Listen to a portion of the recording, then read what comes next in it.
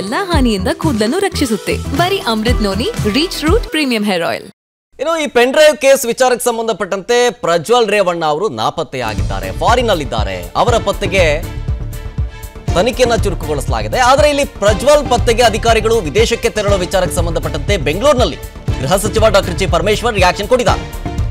SIT ಅಧಿಕಾರಿಗಳು ವಿದೇಶಕ್ಕೆ ಹೋಗೋ ಅವಕಾಶ ಇಲ್ಲ, ಈಗಾಗಲೇ ಬ್ಲೂ ಕಾರ್ನರ್ ನೋಟಿಸ್ ಅನ್ನ ಜಾರಿ ಮಾಡಿದ್ದೀವಿ.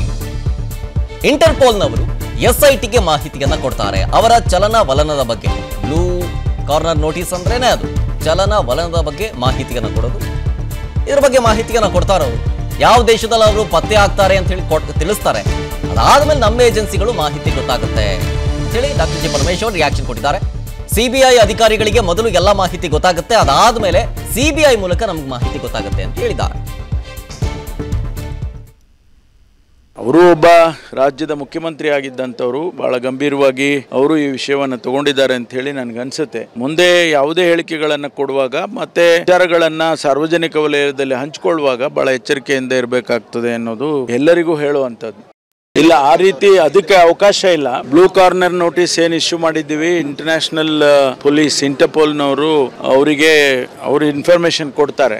ಯಾವ ರೆಸ್ಪೆಕ್ಟಿವ್ ಕಂಟ್ರಿಯಲ್ಲಿ ಅವರು ಐಡೆಂಟಿಫೈ ಆಗ್ತಾರೆ, ಅವರಿಗೆ ತಿಳಿಸ್ತಾರೆ. ಆಮೇಲೆ ನಮ್ಮ ಏಜೆನ್ಸಿಗಳಿಗೂ ಗೊತ್ತಾಗುತ್ತೆ, CBI ಗೊತ್ತಾಗುತ್ತೆ, ಅದರ ಮೂಲಕ ನಮಗೆ ಗೊತ್ತಾಗುತ್ತೆ.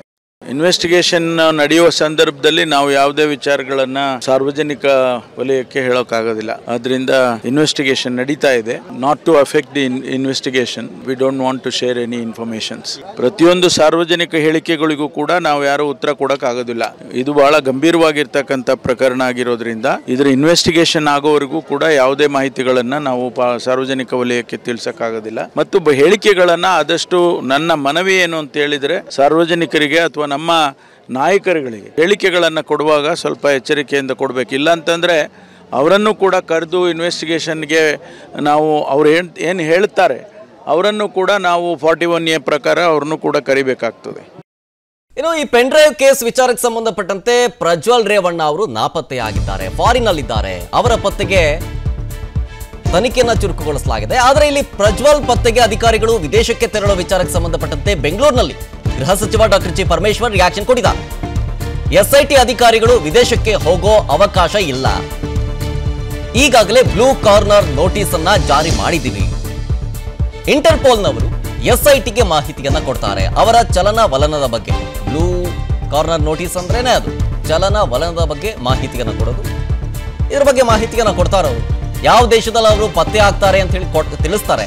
ಅದಾದ್ಮೇಲೆ ನಮ್ಮ ಏಜೆನ್ಸಿಗಳು ಮಾಹಿತಿ ಗೊತ್ತಾಗುತ್ತೆ ಅಂತ ಹೇಳಿ ಡಾಕ್ಟರ್ ಜಿ ಪರಮೇಶ್ವರ್ ರಿಯಾಕ್ಷನ್ ಕೊಟ್ಟಿದ್ದಾರೆ. ಸಿಬಿಐ ಅಧಿಕಾರಿಗಳಿಗೆ ಮೊದಲು ಎಲ್ಲ ಮಾಹಿತಿ ಗೊತ್ತಾಗುತ್ತೆ, ಅದಾದ್ಮೇಲೆ ಸಿಬಿಐ ಮೂಲಕ ನಮ್ಗೆ ಮಾಹಿತಿ ಗೊತ್ತಾಗುತ್ತೆ ಅಂತ ಹೇಳಿದ್ದಾರೆ.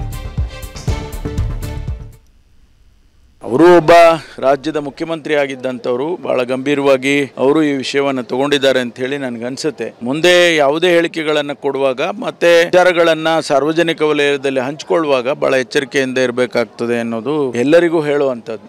ಇಲ್ಲ, ಆ ರೀತಿ ಅದಕ್ಕೆ ಅವಕಾಶ ಇಲ್ಲ. ಬ್ಲೂ ಕಾರ್ನರ್ ನೋಟಿಸ್ ಏನು ಇಶ್ಯೂ ಮಾಡಿದ್ದೀವಿ, ಇಂಟರ್ನ್ಯಾಷನಲ್ ಪೊಲೀಸ್ ಇಂಟರ್ಪೋಲ್ನವರು ಅವರಿಗೆ ಅವರು ಇನ್ಫಾರ್ಮೇಶನ್ ಕೊಡ್ತಾರೆ.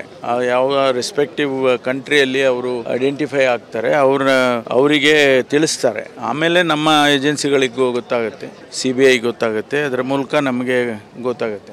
ಇನ್ವೆಸ್ಟಿಗೇಷನ್ ನಡೆಯುವ ಸಂದರ್ಭದಲ್ಲಿ ನಾವು ಯಾವುದೇ ವಿಚಾರಗಳನ್ನ ಸಾರ್ವಜನಿಕ ವಲಯಕ್ಕೆ ಹೇಳೋಕ್ಕಾಗೋದಿಲ್ಲ. ಅದರಿಂದ ಇನ್ವೆಸ್ಟಿಗೇಷನ್ ನಡೀತಾ ಇದೆ. Not to affect the investigation, we don't want to share any informations. ಪ್ರತಿಯೊಂದು ಸಾರ್ವಜನಿಕ ಹೇಳಿಕೆಗಳಿಗೂ ಕೂಡ ನಾವು ಯಾರು ಉತ್ತರ ಕೊಡೋಕ್ಕಾಗೋದಿಲ್ಲ.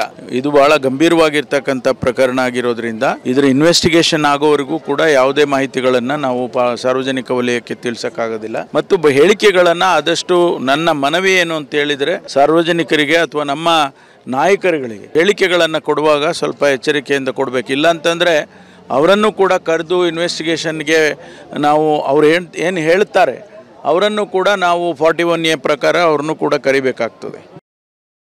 ನನ್ನ ಜೀವನದಲ್ಲಿ ನಾನು ಮಾತ್ರವಲ್ಲ, ನನ್ನ ಕೂದಲು ಕೂಡ ಆಗಿರ್ಬೇಕು ಸ್ಟ್ರಾಂಗ್ ಅಂಡ್ ಸ್ಟೈಲಿಶ್. ಬರೀ Amrit noni reach root premium hair oil ನೊಂದಿಗೆ. Reach root premium hair oil. ಇನ್ನು ಈ ಪೆನ್ ಡ್ರೈವ್ ಕೇಸ್ ವಿಚಾರಕ್ಕೆ ಸಂಬಂಧಪಟ್ಟಂತೆ ಪ್ರಜ್ವಲ್ ರೇವಣ್ಣ ಅವರು ನಾಪತ್ತೆಯಾಗಿದ್ದಾರೆ, ಫಾರಿನ್ ಅಲ್ಲಿದ್ದಾರೆ. ಅವರ ಪತ್ತೆಗೆ ತನಿಖೆಯನ್ನ ಚುರುಕುಗೊಳಿಸಲಾಗಿದೆ. ಆದರೆ ಇಲ್ಲಿ ಪ್ರಜ್ವಲ್ ಪತ್ತೆಗೆ ಅಧಿಕಾರಿಗಳು ವಿದೇಶಕ್ಕೆ ತೆರಳುವ ವಿಚಾರಕ್ಕೆ ಸಂಬಂಧಪಟ್ಟಂತೆ ಬೆಂಗಳೂರಿನಲ್ಲಿ ಗೃಹ ಸಚಿವ ಡಾಕ್ಟರ್ ಜಿ ಪರಮೇಶ್ವರ್ ರಿಯಾಕ್ಷನ್ ಕೊಟ್ಟಿದ್ದಾರೆ. ಎಸ್ಐಟಿ ಅಧಿಕಾರಿಗಳು ವಿದೇಶಕ್ಕೆ ಹೋಗೋ ಅವಕಾಶ ಇಲ್ಲ. ಈಗಾಗಲೇ ಬ್ಲೂ ಕಾರ್ನರ್ ನೋಟಿಸ್ ಅನ್ನ ಜಾರಿ ಮಾಡಿದ್ದೀವಿ. ಇಂಟರ್ಪೋಲ್ನವರು ಎಸ್ಐಟಿಗೆ ಮಾಹಿತಿಯನ್ನ ಕೊಡ್ತಾರೆ ಅವರ ಚಲನವಲನದ ಬಗ್ಗೆ. ಬ್ಲೂ ಕಾರ್ನರ್ ನೋಟಿಸ್ ಅಂದ್ರೇನೆ ಅದು ಚಲನವಲನದ ಬಗ್ಗೆ ಮಾಹಿತಿಯನ್ನ ಕೊಡೋದು. ಇದ್ರ ಬಗ್ಗೆ ಮಾಹಿತಿಯನ್ನ ಕೊಡ್ತಾರೆ ಅವರು. ಯಾವ ದೇಶದಲ್ಲಿ ಅವರು ಪತ್ತೆ ಆಗ್ತಾರೆ ಅಂತ ಹೇಳಿ ತಿಳಿಸ್ತಾರೆ. ಅದಾದ್ಮೇಲೆ ನಮ್ಮ ಏಜೆನ್ಸಿಗಳು ಮಾಹಿತಿ ಗೊತ್ತಾಗುತ್ತೆ ಅಂತ ಹೇಳಿ ಡಾಕ್ಟರ್ ಜಿ ಪರಮೇಶ್ವರ್ ರಿಯಾಕ್ಷನ್ ಕೊಟ್ಟಿದ್ದಾರೆ. ಸಿಬಿಐ ಅಧಿಕಾರಿಗಳಿಗೆ ಮೊದಲು ಎಲ್ಲ ಮಾಹಿತಿ ಗೊತ್ತಾಗುತ್ತೆ, ಅದಾದ್ಮೇಲೆ ಸಿಬಿಐ ಮೂಲಕ ನಮ್ಗೆ ಮಾಹಿತಿ ಗೊತ್ತಾಗುತ್ತೆ ಅಂತ ಹೇಳಿದ್ದಾರೆ. ಅವರು ಒಬ್ಬ ರಾಜ್ಯದ ಮುಖ್ಯಮಂತ್ರಿ ಆಗಿದ್ದಂಥವ್ರು ಬಹಳ ಗಂಭೀರವಾಗಿ ಅವರು ಈ ವಿಷಯವನ್ನು ತಗೊಂಡಿದ್ದಾರೆ ಅಂತ ಹೇಳಿ ನನಗನ್ಸುತ್ತೆ. ಮುಂದೆ ಯಾವುದೇ ಹೇಳಿಕೆಗಳನ್ನು ಕೊಡುವಾಗ ಮತ್ತೆ ವಿಚಾರಗಳನ್ನ ಸಾರ್ವಜನಿಕ ವಲಯದಲ್ಲಿ ಹಂಚಿಕೊಳ್ಳುವಾಗ ಬಹಳ ಎಚ್ಚರಿಕೆಯಿಂದ ಇರಬೇಕಾಗ್ತದೆ ಅನ್ನೋದು ಎಲ್ಲರಿಗೂ ಹೇಳುವಂಥದ್ದು.